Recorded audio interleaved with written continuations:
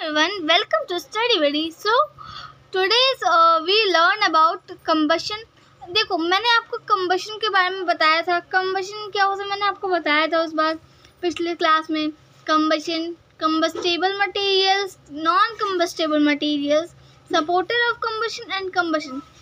ये चार चीज़ मैंने आपको बताई थी पिछले वाले क्लास में. तो आज हम लोग सीखेंगे, मतलब आज मैं आपको बताऊंगी कंडीशंस नेसेसरी फॉर कम्बशन. मतलब वो कंडीशन जो कम्बशन के लिए ज़रूरी होते हैं. जैसे पहला ये there are 3 conditions that are necessary for combustion mentioned below. यहाँ पे 3 कंडीशंस हैं जो कम्बशन के लिए ज़रूरी होते हैं. फर्स्ट है presence of combustible substance. Combustible substance का प्रेजेंस रहना ये इम्पॉर्टेंट है. कम्बस्टिबल मटीरियल्स कम्बस्टिबल सब्सटेंस होता है the substance which catch fire easily. मतलब जो जल्दी जल जाए उसी को कहते हैं कम्बस्टिबल सब्सटेंस. इसलिए कम्बस्टिबल सब्सटेंस बहुत ज़रूरी होता है कम्बशन के लिए. और सेकंड है supporter of combustion. Supporter of combustion में मैंने बताया था द एयर और oxygen which helps in burning. वो एयर और ऑक्सीजन जो मतलब बर्न होने में हेल्प करे. इधर दिया हुआ है देखो, द एयर और oxygen which helps in burning is called supporter of combustion. यही होता है सपोर्टर ऑफ कम्बशन. ये भी हमारे कम्बशन के लिए ज़रूरी होता है. थर्ड अटैचमेंट इन इग्निशन टेम्परेचर. इग्निशन टेम्परेचर क्या होता है? इग्निशन टेम्परेचर होता है the temperature at which a particular substance starts burning in the presence of air is called ignition temperature. उसी को कहते हैं ignition temperature. So next है air.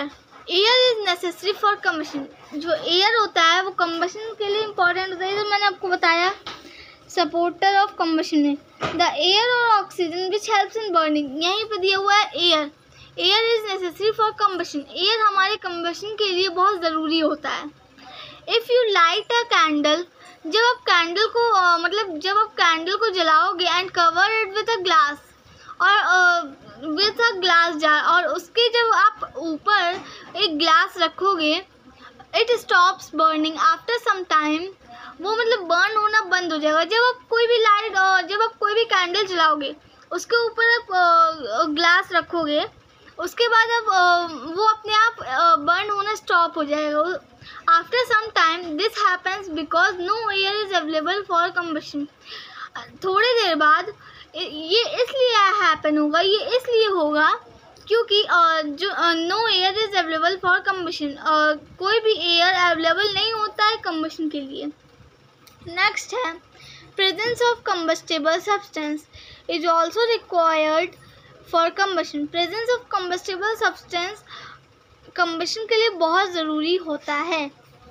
नेक्स्ट है the temperature at which a particular substance starts burning in the presence of air is called ignition temperature.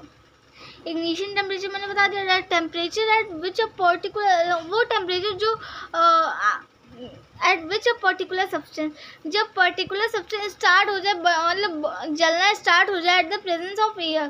Presence of air के presence में, air के उसको मतलब जब एयर हो तभी, एयर के प्रेजेंस में is called ignition temperature.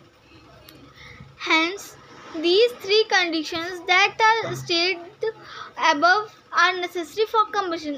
3 conditions होते हैं जो मतलब state above are necessary for combustion. यहाँ पे दिया हुआ है, जैसे यही है condition necessary for combustion. और ये some substance have very low ignition temperature. कुछ substance जो होते हैं वो बहुत ही लो मात्रा में, मतलब लो क्वांटिटी में इग्निशन टेम्परेचर को मतलब बहुत लो क्वांटिटी में इग्निशन टेम्परेचर उनमें होते हैं. These are called inflammable substance. उसे हम इनफ्लेमेबल सब्सटेंस भी कहते हैं. Example petrol, LPG etcetera. जैसे पेट्रोल हो गया, एलपीजी हो गया, ये सब. अब इसके बाद मैं आपको पढ़ाऊँगी टाइप्स ऑफ कम्बशन. ये पर मैं पढ़ाऊँगी आपको नेक्स्ट क्लास में, अगले क्लास में. So bye bye, have a nice day.